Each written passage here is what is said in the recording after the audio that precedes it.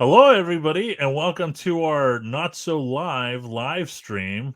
I am Jim. You may have heard of me, and I'm very happy to have CK from CK Brick Collection joining us. Thank you very much for joining us tonight. Thank you for having me on the show. So, I caught your YouTube channel. I'm trying to think, maybe a couple months ago. If you could start to talk a little bit about your Lego journey and, how you got to where you are. I know whenever I was over at BrickBucks, we talked to a few people that had, businesses doing various things, but we never talked to someone that does exactly what you do. You go to conventions and events. Is that correct? I recently started too. Yeah. Okay. But I started, well, I didn't really play with Lego too much when I was a little kid. I just became an AFOL. Actually, 3 years ago, I saw some Star Wars sets. I was really into Star Wars. The Darth Vader transformation set got me. I got nostalgic. So I picked up a couple of Star Wars sets. And then at that point, I had my daughter, who was around 3 years old. And we bought a whole bunch of Duplo, and she started playing with it. Eventually, I realized I think I spent too much money on these Star Wars sets. Let me see if I could sell some of these minifigures. And then I realized, wait a minute, there's an actual aftermarket for this. So yeah, that was kind of the beginning of operating from. At that point, we were in an apartment, so I had everything in little bags, and I opened an account on Bricklink, and I kind of started as hobby selling, I guess. But eventually, when we moved, um, I took over the garage since the very beginning. And yeah, I mean, the garage is big enough to grow a small business, to turn a hobby into a small business. And it got to that point. I started in May 2019, and I started my LLC by the end of last year. So for this year, I've been operating as an LLC. And from the beginning of the year to now, there has been growth in the business for sure, and I really enjoy it. And now I'm at the point where in the beginning it started as a hobby, but now uh, I wake up in the morning and think, what can I do for the store? What can I purchase? How many orders do I have to pack? Do I put anything on sale? Where am I at? First quarter, second quarter. Start thinking as an entrepreneur, and and operating a business. That's awesome. So it sounds like that, it started as a hobby, and as for most Lego investors and resellers, it starts to become a lifestyle, right? Where where it's in your veins and you're just thinking about it, almost all the time. Have you prepped your wife and told her that the inventory will over the next couple of years start to be even bigger and greater than what is already there? That's the dilemma we're having now because we're in the process of moving. And obviously, my priority, all I could think of is Lego and business. Right, right. And all she could think of is school districts. Where do we want the kids? I'm thinking, well, okay, but how about this detached double garage, property? Right, right, You right. know, I uh, know, we do not live in a house that has three garages, but there are some houses. If you look hard enough, there's like a double garage, and then there's like this side garage, and you're like, that's perfect for Lego. Maybe we should. yeah, and I'm in Texas. It gets really, I mean, we're in the hundreds throughout summer. So I Right. need to figure out a way to have an office space for it to be operational.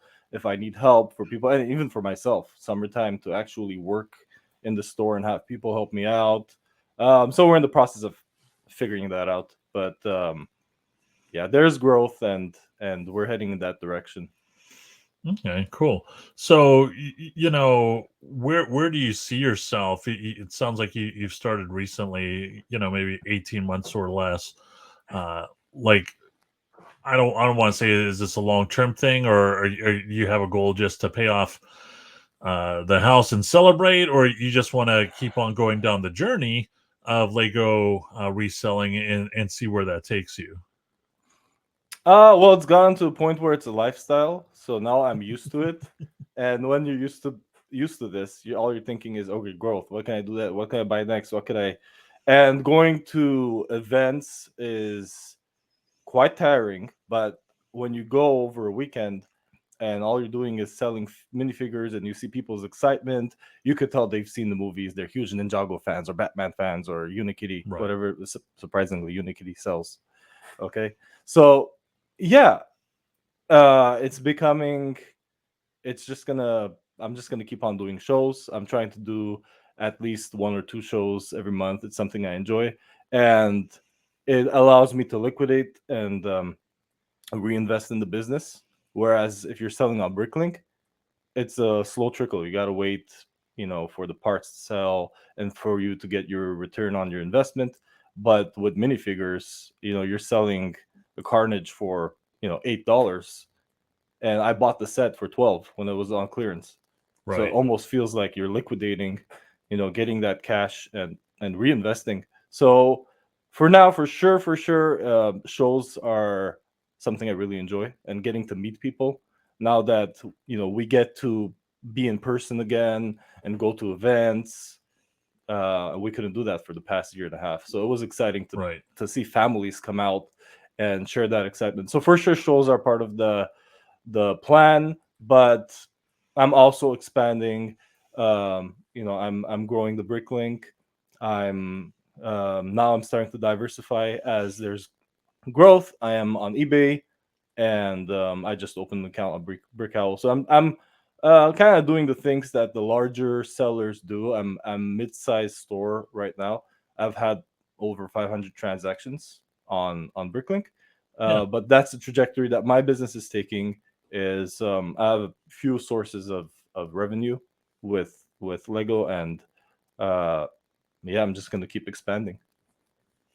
Cool. So, talk about the people that participate in these shows, like the customers that come up. I guess you consider yourself a vendor because you have a booth there. Talk about the people that show up. Or I'm guessing they're not people that are casually walking the Lego aisles at Target or Walmart, right? Like I would think that those people and families that show up there, they have some expectations, right? They're thinking to themselves, okay, I may not know exactly what I'm going to buy, but I want to make sure that I buy some sort of unique minifigure today, or some sort of unique set. I've never been to one of those shows before, so I'm assuming they have minifigures because you talked about, but I don't know if there's booths that have, nothing but Lego sets that are retired, that and so I guess maybe it's a two-parter question. What are the people that show up, the potential customers, like, and how broad are the booths when it comes to, either parting things out or selling actual sets? Well, it depends on the event because I'm trying to attend events on a monthly basis. There are only a handful of Lego related events here in Texas. We have Brick Rodeo, which I was kind of late to apply to, so next year I'll try to make it. They have limited space for vendors. That's a 3-day event, and recently we had Bricks Colleen. But one of my first shows actually was a train show, and I was trying to look at different kind of shows because the Lego ones are limited. Uh, for the train shows, it's a different experience because I am the only Lego vendor there. Well, I was at least to the Austin train show that I went to.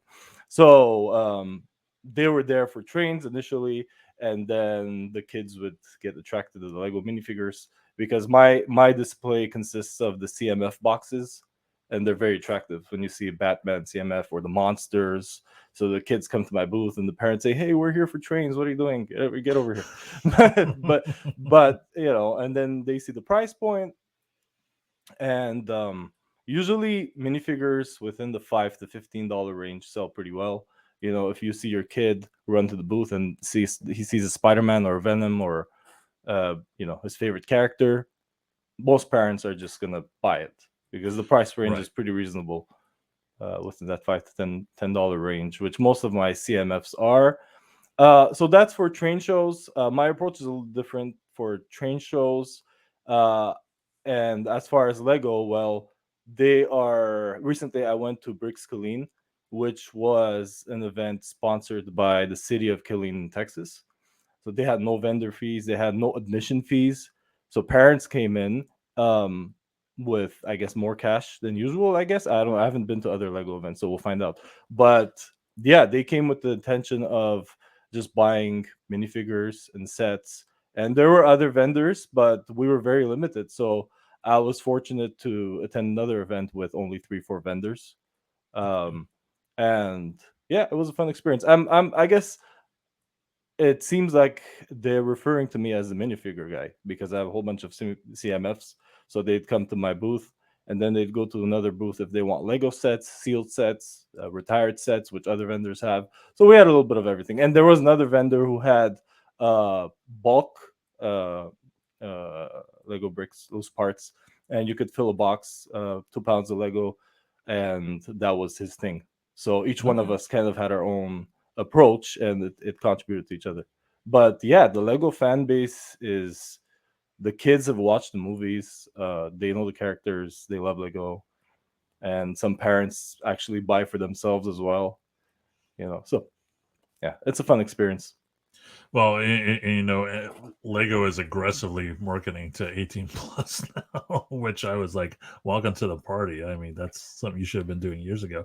So, um, I guess those shows that you participate in, that also creates opportunity to build a network, right? Maybe during slow times, there's a gentleman or a lady in a booth next to you, and you're able to build a rapport or something like that. Or I don't know. I've gone to a couple coin shows, and it looks like, and I'm just generalizing. This isn't a representation of 100%, but there will be some old curmudgeons that are just standing in the booth behind them with their arms folded, and Yes. they look like they don't want to talk. So I wasn't sure. Maybe it was like that. At the Lego shows, or if there were people that were, a little bit more open to, starting a friendship or a network or something like that. Well, my experience so far has been excellent. I got to meet some of the guys over here. I guess trains are a thing in Texas. We have the train events, and at train shows, usually you'll have the. I'm gonna butcher this. I think it's the TTRR, the Texas Train Railroad, I guess, club of Lego builders, and they have this 5 to 7 table exhibit, and there are a few of them in there. And actually, I guess I'm kind of part of it too now, but they were super friendly and they were just across from me, so the kids would go to their booth, to their exhibit, and they'd see their train, and they have some pretty cool creations and buildings, and it's pretty impressive. Massive build, collaborated build.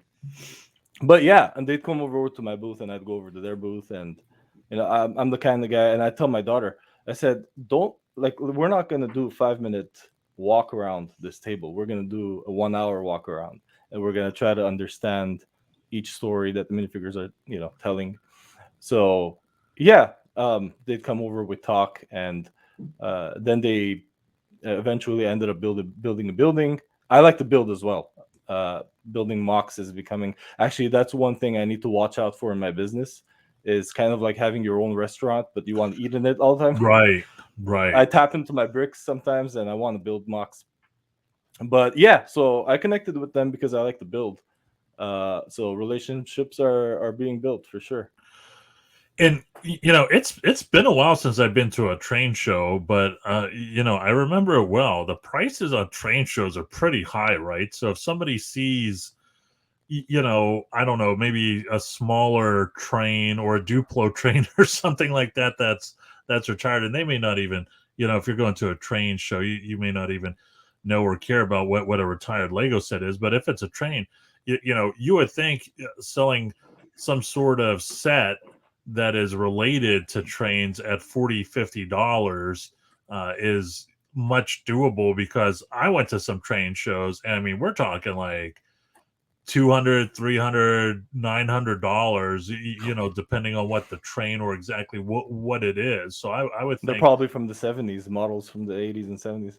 yeah. So I would think $40 and $50 is someone would be more welcoming to part ways with that versus something more. So, um, Yeah. you Well, know, I did bring some, talking about trains. I did bring some of my own creations just for fun. This is not the meat and potatoes of my business at all. right. Kind of like a garnish, but I built necklaces, and I had built this one right here. It's a locomotive, and it's an ornament slash necklace. There's Cool. Sylvester right there. I sold a few of these at the train event. Yeah, but I also have an additional table. I started to bring train tracks. If that's something, if people like to, you know, experiment, they come to a train show. Well, I might as well try to have a table to encourage Lego trains, Right. right? Because Right. honestly, the kids, uh, the the miniature trains are great, but the kids were, and I saw it myself. They were gravitating toward the Lego exhibit and the Lego related stuff right away. The kids, the new generation relates to Lego. Yeah. Cool. Cool. So talk about minifigures. It seems like that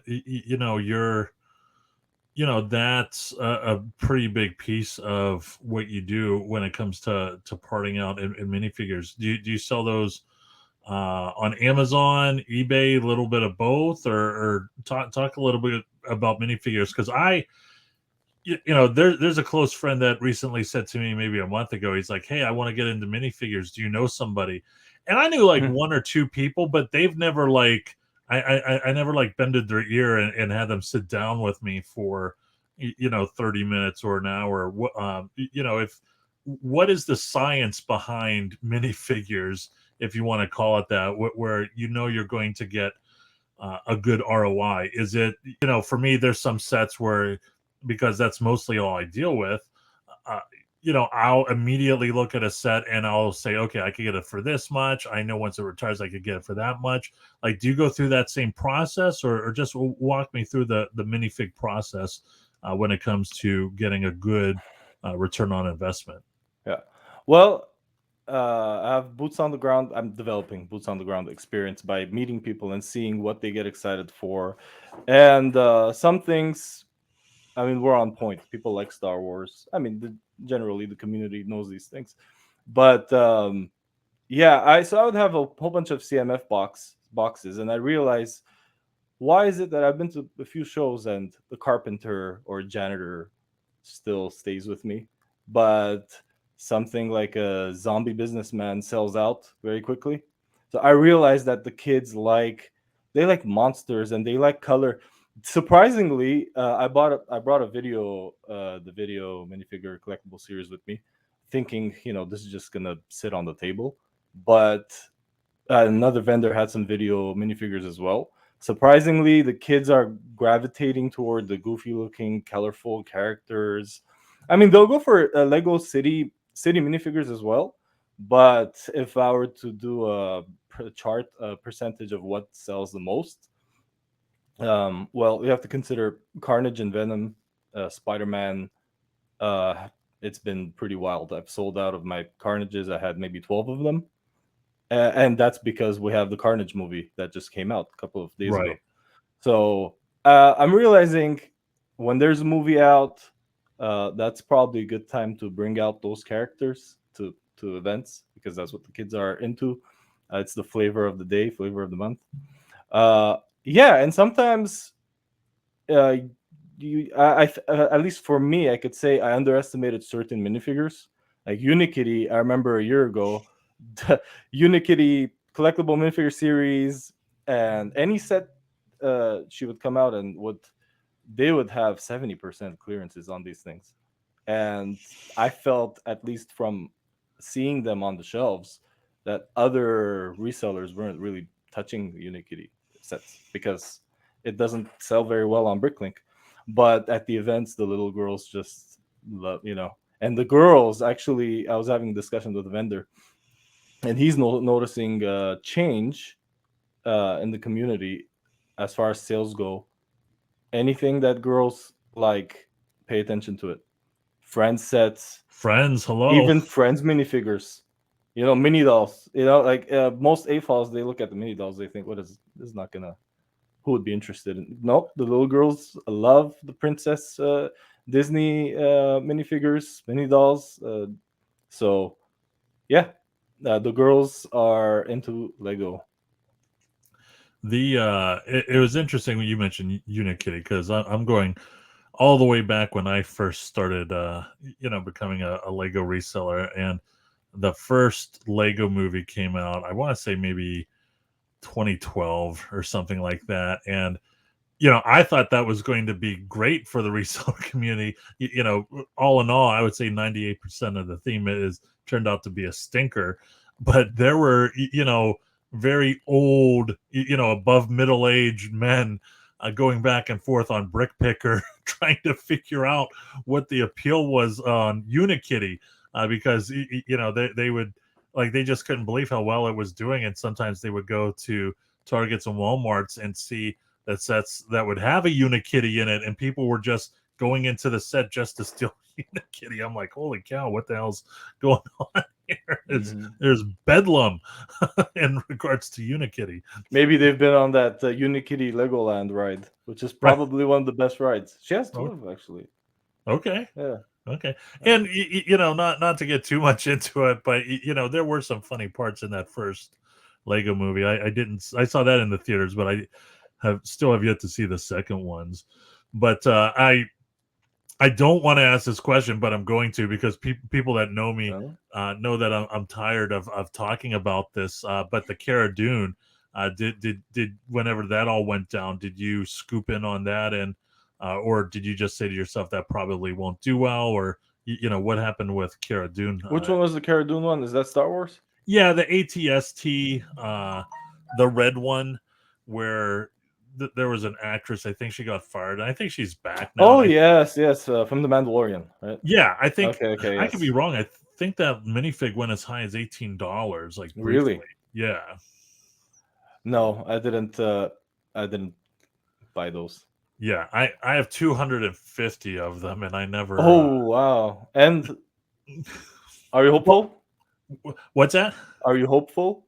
Well, so here's the deal. I liked that set long before that controversy happened, right? And I actually think that the resale value has been hurt and damaged, not because of the controversy, but because there's so many chatter going back and forth. Everybody has an opinion on it. But there's a gentleman I spoke to maybe 6 weeks ago, maybe 2 months ago, and if there was one hill he was going to die on, it was the ATST set. And it's interesting hearing him talk about how well he thinks it's going to do. And I mean, I don't think it's going to, bring in 400% return on investment, but it's a good, solid, blue chip stock to to own. Well, from my perspective, I'm looking at minifigures. Yeah, So yeah, I did buy the which one? What is it called? The 501st Clone Trooper pack, the battle packs. right. Yeah. I'm all about the minifigures. So if I could get 4 minifigures for $15 or $10, whatever it may be, and there's a Mandalorian one as well. I bought a whole bunch of the Sith Trooper battle pack. Great. Yeah, and that was I, great. That sells pretty well. I think that's an underestimated set, because the Mandalorian is so popular, right? So I actually think it'll do equally as good as the Mandalorian. So let me ask you that question. So I know you do minifigs a lot, but since you have those sets that are so heavy in minifigs, like the 501st and the Mandalorians, do you, like, is there a part of your inventory you're like, okay, I'm just going to sell the whole set and hold on to it, or do you part out every single Mandalorian battle pack that you get your hands on? So far, yeah, I've been parting out most of the sets. Sometimes I'll hold on to one or two. The sets that I like to hold on to the most are usually gifts with purchases, Right. because you only get one or two, and when you're operating Bricklink store, it's time and effort. You know, the more sets you have to part out, the better use it is of your time. So if it's Right. only 2 3 sets, like for example, Harry Potter's monster book, I would take sets like that, the classic car, the vintage classic car. Yeah, so any gift purchase I keep and I take with me to shows. But I do have some sets. I have the General Grievous set, the buildable figure. Yeah. Yeah, I have a few of those. I don't have too many Lego sets. I like to part them out as much as possible. Okay. Yeah. Okay. So when it comes to your Bricklink store, speak a little bit about that. It's you've been in this journey somewhere around 18 months or so. I'm guessing you're wanting to scale that too. Is that correct? Yeah, naturally, I'm starting to buy more sets than I used to. Okay. In the past, if I could get 7 to 10, that was my range. Now I'm aiming for more for 15 to 20. And I pulled most of my Bricklink minifigures. At first, I had to, so I could take them with me to the shows. And now, any new sets I get, I I will include a percentage of the minifigures on Bricklink. I'll have some on eBay with accessories. I'm kind of following in the footsteps of other sellers, Yeah. and it's all about diversifying your revenue Hmm. and yeah, tapping into different markets. I think that each one has its pros and cons and something great to offer. Uh, yeah, but for sure, the shows are the best because you can increase the price points. If you were to compare it to Bricklink's average price, uh, usually I'll do times 1.85 or even double, and it'll sell at shows. So yeah, I'm expanding Bricklink. All the parts are going on Bricklink and Brickowl, which are synced. Right. That is, I think, the best way to sell parts. So all the parts are just gonna end up there, and the minifigures will go different places. Okay. So the last time I chatted with a Bricklink store owner, I asked him, if somebody was wanting to get into Bricklink and open up their own store, like, is there like a top three sets that they should maybe buy four or five of? I think there was some some comment, and it was meant to be funny, where the Titanic was just revealed, and it's like one of the largest sets out there, and someone commented, "Well, if you want to open up a Bricklink store, there you go." But but and if you don't want to say it because you don't want to give that away, that's fine.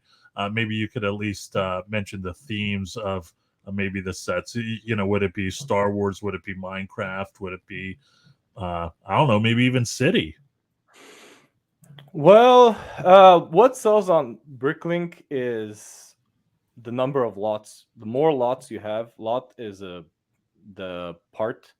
So in my case, I'm currently up to 4,000, but in the beginning, you only have a limited amount. I think you want sets that will give you variety as much as possible. So I'd buy maybe 5 Lego City, 5 Minecraft. Um, I'd say if you buy sets that have very appealing minifigures and then do a sale, that's one regret I have in the beginning. Is I would buy sets and you've invested hundreds of dollars on the drawers on the system. What is it called? I'm forgetting the word, but and also on the sets, and then you're sitting there waiting for a sale. Right. If I were to go back in time, I'd do a 20% sale, and you're still. I mean, usually the profit margin is the ROI is about 200%. So if you Yeah. do a 20% sale, you're still making money. Right. So I would encourage the newer sellers to diversify and get things that people like, colors such as light bluish gray, black, dark gray. The grays do very well. So yeah, that's my input on that. Okay. Cool. Are there any? You mentioned Venom and Carnage. Are there any sets that have yet to come out that you're saying to yourself, like I'm really wanting to, the first week, maybe grab 4 or 5 of it and start parting them out immediately? You mean for upcoming sets? Yeah, for upcoming sets. Well, depending on how far you want to go, but for 2022, I'm looking at Sonic specifically because Sonic is something that boys and girls like, Yeah. um, and it's such a popular character. And currently, the minifigure only showed up in one set, in a dimension set, and he's running for in the ballpark of $40 on Bricklink. Okay. So, and I think a $60 range is great for the Sonic set. It has some unique parts in it. Uh, yeah, that's what I'm looking for. I'd probably grab 20 or 30 of those, and I could see them doing well at shows for sure. Yeah. Yeah, my son is eagerly awaiting Sonic, and he's eagerly awaiting it so much. I just bought him his first Mario Lego set, and he's loving that as a distraction. And then, God help us all if Paw Patrol comes Oh, yeah. out. That's a good one for boys. Yeah, and let me tell you, I bet you if they do that Sky figure, I don't know if I would call a dog a minifigure, but if they whatever they do with Sky, I have a feeling that would do pretty big when it comes to that, because my daughter just loves Sky. I thought we were out of the Paw Patrol phase until my 2-year-old discovered it. And now we're back into it. So Yeah. okay, so Sonic, is there anything else? Or, There's another set that appeals for both boys and girls. It's my mindset. It seems to be, what can I buy that appeals to more people? Is right? Star Wars is popular, Minecraft's popular, but you see the trends. Usually, the boys will buy uh, StarCraft, Star Wars, Minecraft, and Ninjago, but the girls will gravitate a little more toward Harry Potter, Lego Movie. Yeah, so recently I bought 20 of the Spider-Man, the Spider Truck set. I forgot the Okay. title exactly, but it comes with 4 minifigures. I want to say Mysterio, Spider-Man, Spider-Gwen. That's her name, the girl. Yeah. Yeah. So yeah, that's what I recently bought, but I need to part it out, and that's a daunting task. It takes a couple of days sometimes. Right. Yeah. Yeah, if but it you has such great appeal at shows. So Spider-Man is my top three. Isn't my top three for sure. do you see many people in booths sell whole sets, or is it mostly parting out stuff? Well, usually at shows they won't bring too many parts. Sometimes they'll have Lego grab bags, or like that other vendor who had the bulk buy for £2. But yeah, they'll have Lego sets. There was one vendor who had sealed sets of Pirates of the Caribbean, Oh, older wow. sets. Wow. Yeah, but you have to bring them, those sets. You have to bring them to the right events. If you're going to an AFOL, if you're going to specifically Lego related shows, then you could bring out the more expensive and valuable minifigures Right. and sets, the $400 sets. Yeah, Jabba's Palace or anything like that, for example. It depends on the show you're going to, but yeah, there are other vendors who have been in the game for decades, some of them, Yeah. and it's interesting. I love to go over to their booth and see what they have. There was an older Frozen set, and he probably bought it for 10 or 15 on clearance, Yeah. and was selling it for 50. And I didn't think twice. I thought to myself, actually, hey, 50 is not bad.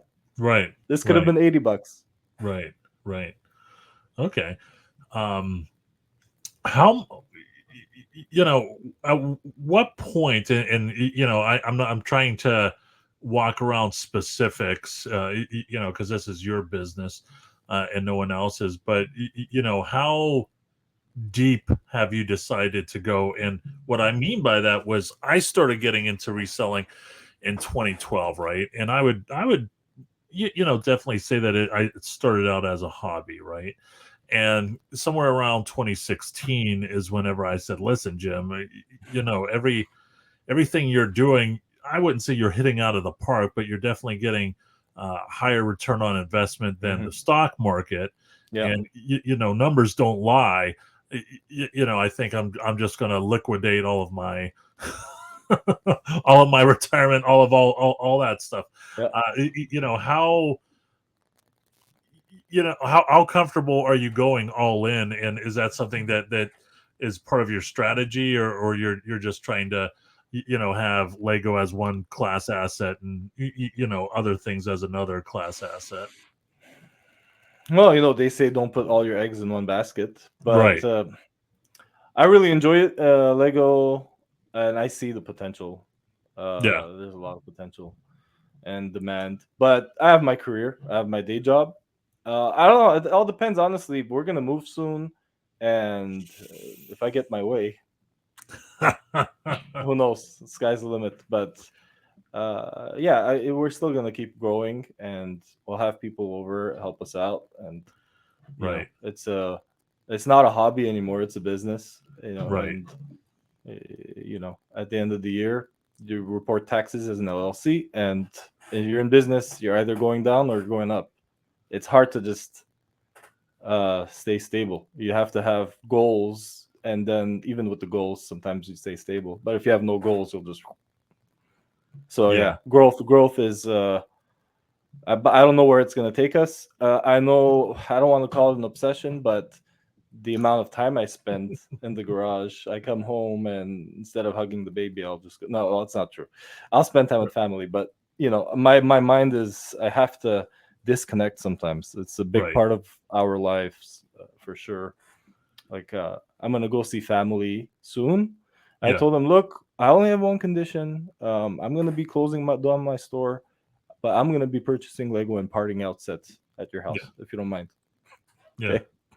So yeah. Yeah. I'm going on vacation next week, and I need a mental break. It'll be my first vacation in 5 years, and I know there will be Lego stuff involved. I already plan on shooting footage for future videos and checking out a Lego store in California just to see what's going on there. But yeah, it consumes you. It's because I'm like Jim, you need to relax, and then I'm like, okay, well, when I'm on the plane, if there's Wi-Fi, then I could maybe do this. And I'm like, Jim, just like you know if you're going to go on the computer during a plane, you may want to just talk to a therapist instead of doing Legos. And those Amazon notifications, must Yeah, be a yeah, distraction for you. yeah. That's crazy. Well, cool. Anything else that you want to maybe nuggets of information that Bricklink has always, imparting sets out, has always been fascinating to me, and it's something. And I'm just going to be honest. I mean, I have the courage, without even flinching, dropping $20,000 in the course of a couple of days, but I certainly don't have the courage to drop $2,000 on sets to immediately rip them open and start parting out. I'm just going to be honest. That's something that I don't have confidence in, and I'm scared of doing. But is there anything else that you would like to maybe share for when it comes to guidance for potential new Bricklink business owners out there? Well, I mean, your approach is a great one. You talk about ROI all the time, and my intention in parting out, it's a lot of work, but when you have focus and you realize that, wait a minute, that Thanos cost me $7 if you do the math for the part out, and I'm gonna Right, sell him for 20. It gets exciting if there's purpose and focus in where the business is going, and what your profit margin is, what your cost is, and the return on investment. Um, yeah, for really any business, reselling sets or parts. right, But the Bricklink is it requires effort and it requires work. So if someone wants to get into it, I have people I know that I encourage sometimes younger, hey, you could start your own business. You could do what I'm doing. I know how it works, but you need that extra motivation. You know, if you got to spend 10 hours, 12 hours parting out, then sometimes it requires that kind of effort. Right. You feel like you're, man, what am I doing here? Sitting at a table for 3 days trying to, you know, I'm just picking at 3-cent parts. What am I really doing here? But it does But pay off. of course, yeah, it Yeah. does. But you gotta just keep on parting out. Just keep on doing the work. You do the work, it will pay off. I mean, I did so much work a couple of months ago. I had minifigures all over the table. I realized, man, now I like, I need my I need to sell these quickly. Yeah. What am I doing here? But then you go to an event and people go, they recognize the characters they like and they buy them. There's excitement. That kind of excitement makes you realize, no, no, wait a minute. I'm not just here in my living room or in my office parting out sets. There's a fan base for this, Right. for all of these Right. Lego parts, all of these pieces and figures will sell a little quicker than parts, but even the parts, it will eventually fulfill someone's project. You just have to keep on doing the work. Sometimes it's daunting. It feels like, at least in my case, sometimes I'm spending 40 to 60 hours doing this. Yeah. That's And nice. buying takes time, listing takes time, strategizing, looking for events, and just so on. But if you're Everything willing, but takes if you have the time. work ethic, I'd encourage people to do it. And if you work hard, it will pay off. You have strategy, you gather information, you know what people like, you know when to shop, but it comes with experience. You know, yeah. Let me ask you this: from how long did it take? 'Cause I'm very curious in this. How long did it take you from when you broke open your first sealed box of Lego to parting and starting to part it out till you made your first $100 um, selling those parts? Was it, a month, maybe 2 weeks, or, more than a month? I have no idea. I'd say maybe within the first month, it was very slow. You're like sitting there next to the phone waiting for a notification. That's how every business is. Don't feel discouraged if you don't sell right away. Okay. You're If starting you've to invested, reevaluate your life. yeah, it's not. Don't worry. You haven't lost $2,000, and people have wasted money on other things. So don't feel so bad. The sales will come, but it was slow. Honestly, $100. I don't know exactly what time frame it took for me to recoup $100, but it was a very slow trickle, and it wasn't. When I have discussions with family, the question always was, "Do you know what you're doing? Do you know what is this hobby? What is this? Why don't you?" I'd get ideas from people. Why don't you just do 70% off? Just sell the whole store and close it down. Right, Yeah. right, Yeah, but right. no, if you keep on doing the work and just add lots, if you look at the bigger sellers, what they do is they always pay attention to the lot count. As soon Yeah, as they sell and their lot count goes down by a couple of hundred, they'll purchase sets with a good lot variety. And if you bump up your lot and you do sales, you will get sales, and you'll not only get your money back, but you'll make money. But it might take a little bit of time. right, right, Yeah, right. So you have to have patience with everything. yeah, yeah. Cool. And just to add this, it gets to a point like in the beginning of the year, it was still I was operating it as a business, but to where it's grown to now currently, I have, I'd say, 3 or 4 times more sales than I did in the beginning of the year. That's great. And So it'll just snowball after by this time next year. yes, exactly. That's what it feels like. Yeah, How many repeat customers do you have? Are you at that point yet, or yeah, yeah. I do have. Oh, percentage wise, I wouldn't be able to put a figure on it. right? Maybe 5%, ten Okay. percent. But you have your regulars that like to build. Yeah. Yeah. Yeah. Cool. Cool. All right. And the name of your YouTube channel is CK Brick Collection. Is that right? Yes, and on Okay. Instagram, CK Brick Collection as well. Yes. Cool. I will definitely put a link to both of those below this video, and everybody can go ahead and check it out. All right. All right, my friend. Well, thank you for coming on. I'm sure you got this random email. I knew you knew me, but Yeah.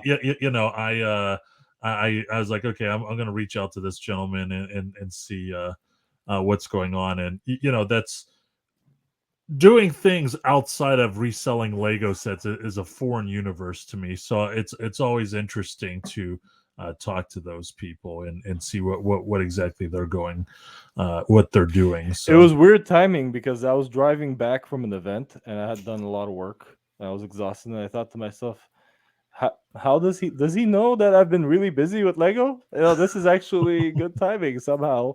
I guess this is good timing to talk about Lego. But right. yeah, thank you for having me on your show. Yeah, awesome. So once again, I am Jim with wolfofbricks. We enjoyed talking to CK Brick Collections, and this is the first inaugural live stream, or almost live stream. We had some technical issues, but we hope to do another one in about 2 weeks, and we'll go from there. All right, everybody, have a good night. Take care.